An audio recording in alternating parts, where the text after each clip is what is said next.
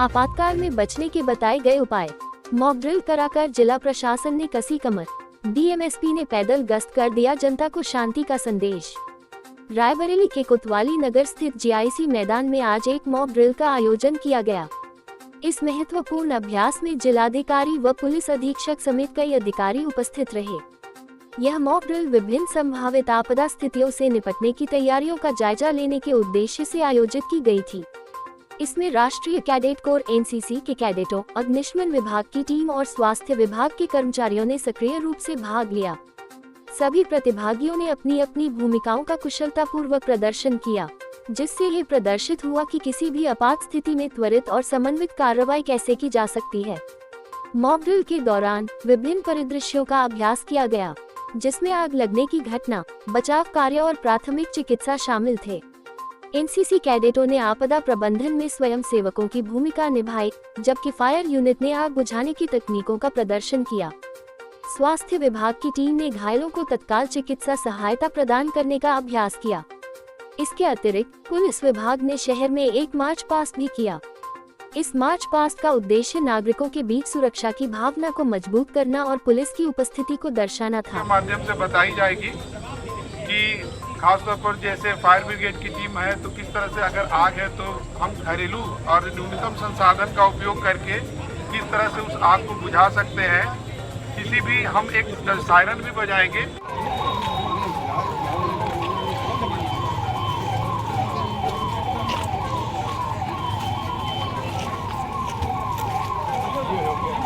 Brigade वाले भी deal करके बताएंगे। बेसिक चीजें हैं और भी आगे आपको बताई जाएगी। धन्यवाद। क्या करके ले जाए? हाँ, शाबाश। एक और दो बच्चे लो भैया। हाँ लो।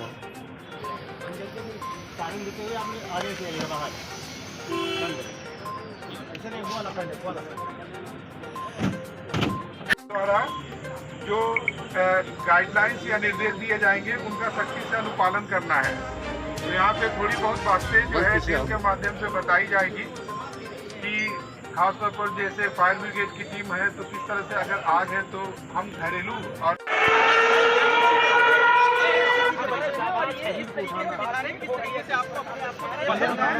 आप लोगों को गर्दन उठाना है।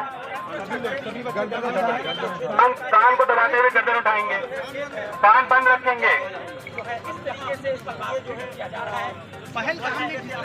जैसे ही सायरन बंद होता है आपको एक सायरन और बजेगा जिसमें कि ईद का रहेगा वो स्लो के गाइडलाइंस में बताया गया है कि जहां दो दीवारें जुड़ती है, दो दीवारों के बीच का जो क्षेत्र होता है काफी सुरक्षित होता है। वैसे जगहों पे अपने और बच्चों को छुपाने के लिए कोई मेज है उनके नीचे छुपने के लिए, या आपके ऐसे बंकर नुमा जो घर होते हैं, गहरा स्थान होता है जहाँ पे छुपा हुआ क्षेत्र होता है।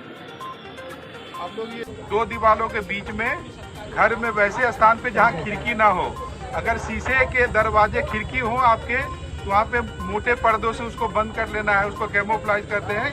घर के भीतर अंधेरा रखना है और कोशिश करनी है कि घर में ऐसे स्थान जहाँ पे बिल्कुल खिड़की से नहीं स्थान हो, खिड़की ना हो, वहाँ पर छुप जाए। और इसके अलावे आपको दो दीवार जहाँ पे जुड़ी होती है उसका जो कोना होता है वो सबसे सुरक्षित स्थान माना जाता है, वहाँ छिपना है। आग की स्थिति में आपको डिमोन्स्ट्रेट करके दिखाया जाएगा कि हम घरेलू संसाधनों से किस प्रकार से आग को बुझाएं।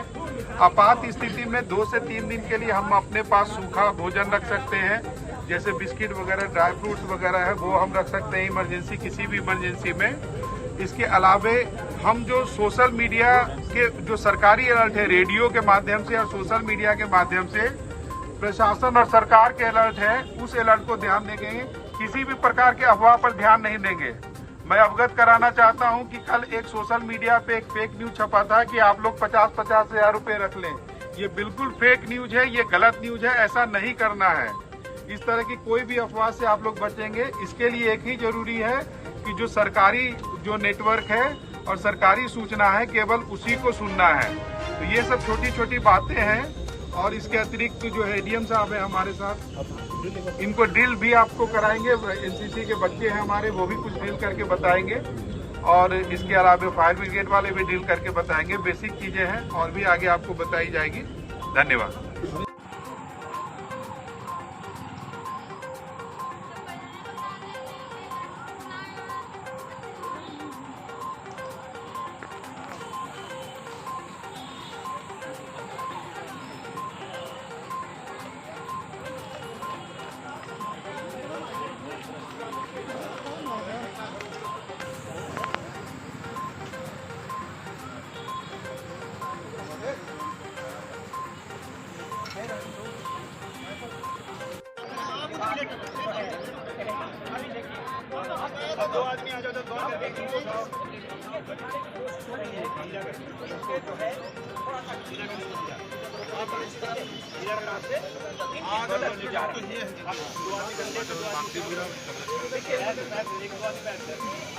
अब ये दौड़ते हुए आप ले जाओ एम्बुलेंस की तरफ।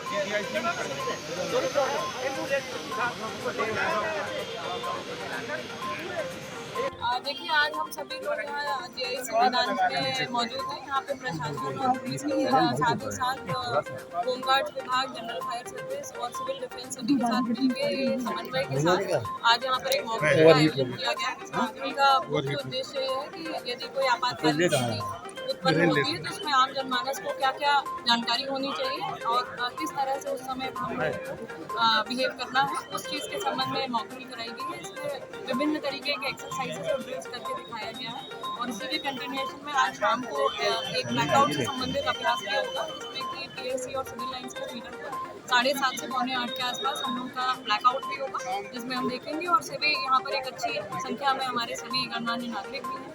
सभी लोगों को विस्तृत रूप से इसकी जानकारी दी जाएगी। मैम, सोशल मीडिया के लिए कोई मैसेज?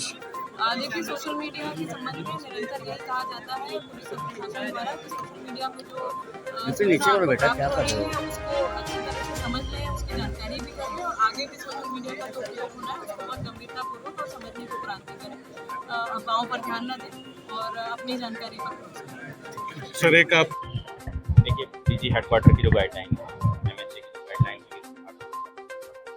के तहत आज JIC के मैदान में मॉक ड्रिल ये अभ्यास कराया जा रहा है। इसमें पुलिस के अधिकारी, साथ ही फिर आम जनमानस यहाँ की और होमगार्ड की टीम है, फायर सर्विस की साथ में टीम है और इनके द्वारा यहाँ पर अभ्यास कराया गया है। और आने वाली कोई भी अपरिहार्य कंडीशन या आपात स्थिति आती है तो उसमें किस प्रकार से हम लोगों को बिहेव करना है, क्या कार्रवाई करनी है, इसके बारे में पूरी ड्रिल कराई गई है, लोगों को समझाया गया है।